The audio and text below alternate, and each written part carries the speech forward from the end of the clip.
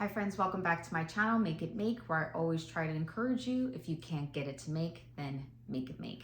Today we are going to be making chicken fettuccine. I know there's like 100 different variations of this recipe, but this is a super quick one before, school, and I figured, why not try it out? All right, so let's get to it.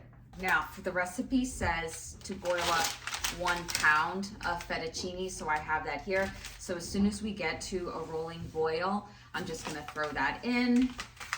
And then this particular recipe didn't even have any chicken in it, but I'm gonna add chicken because my kids and family need a little bit more sustenance and something to, have them feel more full. So I'm gonna start cutting the chicken. Now, because this is a new recipe, I've never worked with it before. I'm assuming that I can get away without doubling it. And I think the amount of chicken for this should only use like about 2 chicken breasts. So that's what I have right here. And I'm just gonna dice the chicken. I'm not gonna do it any special way. Just dice it into pieces, chunks. Some people like their chunks to be bigger, some people like them to be smaller. My family's not too particular with that, so I'm just gonna do, let's say, I don't know, medium-sized chunks.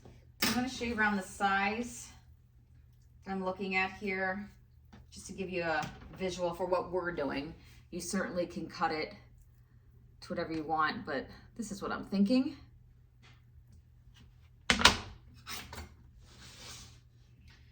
And I'm gonna put my pan on a medium-high heat and add some olive oil to it.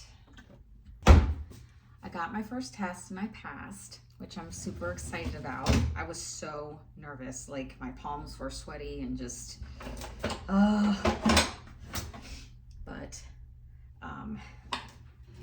it felt good. It was a good accomplishment considering, everything that I've been doing, and it's just a new journey, and you get worried. You haven't been in school for so long. I mean, good Lord, I'm 45, you know what I mean? So the last time I studied for a test was like forever ago. Okay, I'm just gonna spread this oil around a little bit so it's just coating the whole pan. I like to work with cast iron.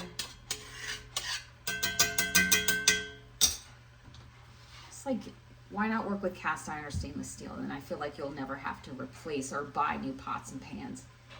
Except for this one. This one right here, I'll take it off the water real quick. I inherited this one when I got married, and I don't know how old it is or what it's made of, but if you know, let me know, because this pot has, oh my gosh, it's probably been 30, maybe 40 years old.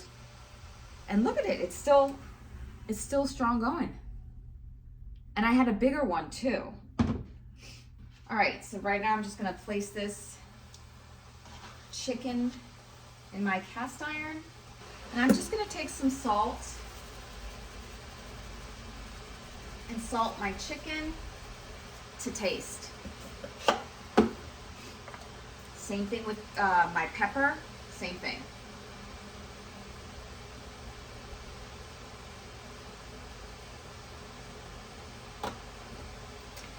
And garlic. Now the original recipes just says salt and pepper, but I can imagine why you wouldn't add just a little bit of garlic. You can add fresh garlic too.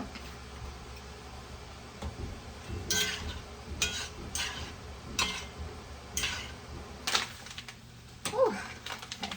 I need to turn the fan on because now you can see that we are at a full boil. Sorry if you hear the fan.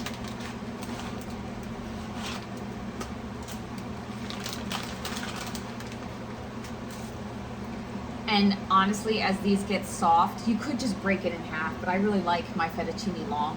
As they get soft, I just push them in and then it's no problem.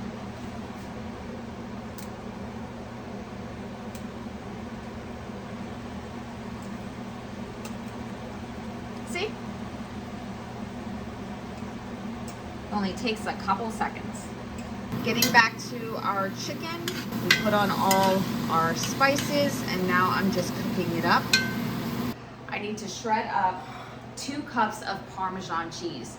Now you can get this in a bag, that would have made my life way easier, but I love the way this Parmesan cheese tastes, so we are gonna need 2 cups.